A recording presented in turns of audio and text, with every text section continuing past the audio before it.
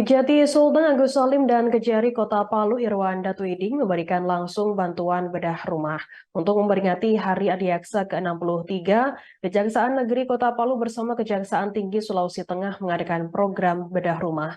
Program ini diinisiasi oleh Kepala Kejaksaan Tinggi Kota Palu Irwanda Twiding ketika menjadi kakak asuh lewat program yang diinisiasi oleh Tribun Network dan BKKBN.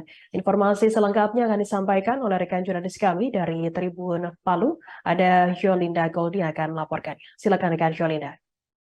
Baik, rekan Firda dan juga Tribuners, pada beberapa hari yang lalu, Kejati Sultan Agus Salim dan Kejari Kota Palu Irwan Datuiding memberikan langsung bantuan program bedah rumah.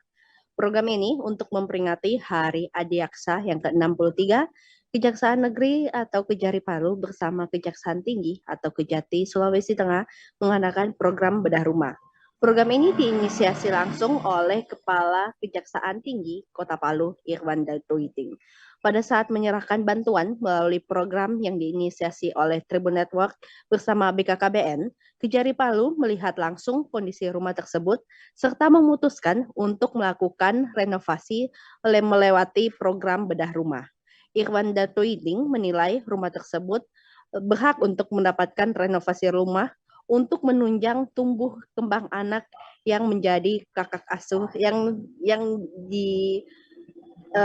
dijaga oleh Kejari Palu.